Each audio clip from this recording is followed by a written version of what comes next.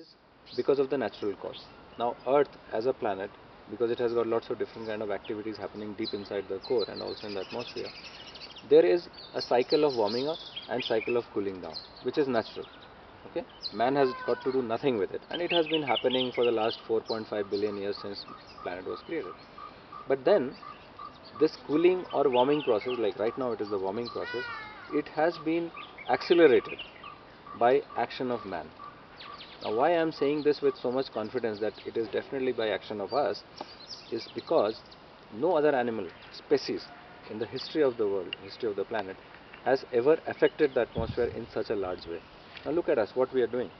We are cutting down trees, we are burning fuel, we are buying more cars, we are manufacturing more things, we are taking out natural resources from the ground, from the sky, wherever we get from. And it is not limitless. It is going to end someday. Okay, it is not infinite. What is infinite today is the sun, the wind. Now these are the kind of powers that we need to harness now, globally, across the world. You cannot say, like, let's say these days I go to these big conferences, attended by big scholars from UN, from all the countries that we can think of, and they talk about my carbon footprint is less, so I'm fine, I'm not guilty, I'm not causing pollution to the world. And somebody, and especially they point towards third world countries like African countries, or towards India or Bangladesh or Pakistan, saying that you guys don't know what to do, you are polluting the atmosphere. But it is not so. Everybody is polluting everybody's atmosphere, because when you breathe the air sitting in Nairobi, this air could be coming from US. It is not that it is limited by anything. So today the whole world is actually one. When we look at a global perspective from the environment point of view, I really cannot see that there is any difference between you or me or somebody from China or USA or in the Europe. We all are affecting each other by our individual actions, and also the act of the government about the country, the policies they are trying to make. Well, honestly speaking, nobody is making any policies actually in terms of environment and global warming when we talk about. So we got to really understand that why they are not doing anything.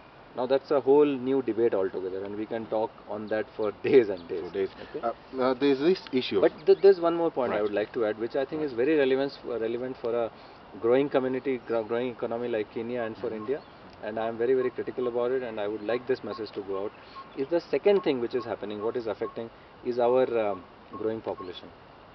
We seriously have to do something about it, because the only way we can fight or counter environmental degradation and complete anarchy and fallout of the planet is if we reduce our demand. Demand on food, demand on resources, demand on housing, whatever you talk about. And that means we have to go down on population. Now I'm very surprised that most of the government don't even talk about it, and most of us, like people like you and I'm not saying that you have a lot of children, well, I'm not even married, so we are not guilty, but we should think about it.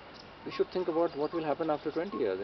If let's say today, because I speak to a lot of Kenyan people on the street, and I was absolutely shocked to know that even today an average Kenyan has 4 to 5 children. Now that is amazing, that's mind blowing. It's like, it just blew my mind. Have you thought about it? Are you seriously thinking about your country? You just keep getting children on this earth, but what about their future? Think. Think. I want people to think about it. When you talk about Africa per se, when you in your expeditions in Africa, there's this issue of going green that I think has not been taken into effect and doesn't have any impact in Africa. You want me to answer that? Yeah. Well, Sincerely. I'm a complete outsider, right? I don't belong to Africa. I have no interest in Africa, and I think Africa is a wonderful continent. It's maybe one of the best continents in the world. And I'm absolutely loving my trip through Kenya. Everybody I have met, they are such wonderful, nice people. But the problem is, what you said is very true. Not only as a continent, but even as a generation. Let's say if we talk about generation or we talk about country. Now I have also gone and met lots of your wildlife people. And there are lots of people who are doing wonderful job about it, conserving, trying to conserve the wildlife, they are trying to reduce deforestation, then trying to reduce the dependency of normal people, especially the tribes, like Masai, Samburu and Rondele, on the green, and trying to make a bridge where everybody can coexist together, which is very fine. The efforts are very fine.